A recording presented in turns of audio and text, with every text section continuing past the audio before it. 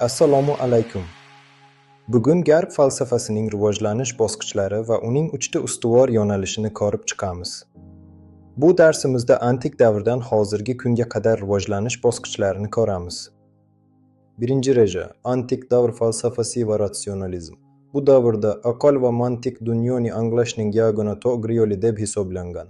Sokrat va Platon kabi mutafakkirlar aynan aql orqali haqiqatga erishish mumkinligini isbotlaganlar. Ikkinchi reja: modern davri va empirizm. Bu yo'nalish bilimning asosiy faqatgina hissiy tajriba, kuzatish va eksperimentlar ekanini ilgari suradi. Francis Bacon: bilim bu kuch, shiori ostida tajribaviy fanga asos solgan. Uchinchi reja: zamonaviy falsafa. Bu yerda asosiy e'tibor insonning ichki kechinmalari, uning erkinligi va hayot mazmuniga qaratiladi. Eksistensializm inson o'z hayotini o'z tanlovlari orqali yaratishini ta'kidlaydi. Xulosa qilib aytganda, Garb falsafasi aqldan tajribaga, tajribadan esa inson shaxsiyatigacha bo'lgan buyuk yo'lni bosib o'tdi. E'tiboringiz uchun rahmat. Falsafiy mushohada yuritishdan hech qachon to'xtamang. Assalomu alaykum. Garb falsafasi bo'yicha darsimizni davom ettiramiz. Bugungi ikkinchi qismda biz yana uchta muhim yo'nalishni tahlil qilamiz. Ushbu darsda biz tafakkur tarixining eng murakkab bosqichlariga to'xtalamiz. Birinchi reja: nemis mumtoz falsafasi va idealizm. Kant va Hegel dunyoni mutlaq g'oya va ruhning rivojlanishi sifatida tushuntirib, dialektika qonunlariga asos soldilar. Ular inson ongi va borliqning o'zaro aloqasini yangi pogonaga olib chiqdilar. Ikkinchi reja: materializm. Karl Marx va Friedrich Engels borliqning onga nisbatan birlamchiligi va jamiyatning iqtisodiy asoslari haqidagi ta'limotni yaratdilar.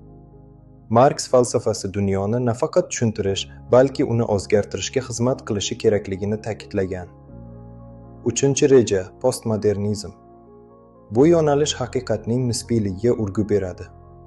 Shu bilan Garb falsafasining asosiy yo'nalishlari haqidagi darsimiz yakuniga yetdi. Fikrlash va o'rganishdan charchamang. E'tiboringiz uchun rahmat. Assalomu alaykum.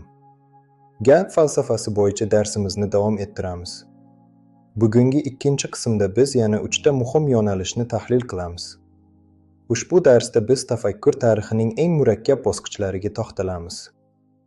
Birinchi reja: nemis mumtoz falsafasi va idealizm.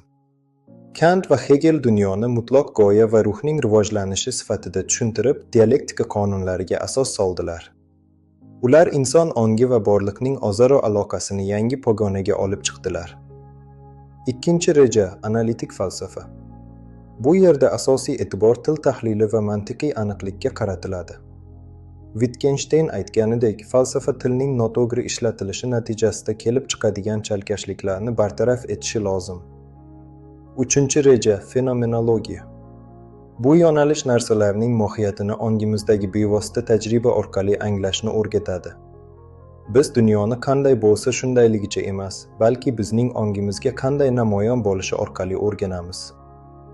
Xulosa qilib aytganda, antik davr ratsionalizmidan fenomenologiyagacha bo'lgan bu ulkan yo'l inson aql zakovati qanchalik chuqur ekanini ko'rsatadi.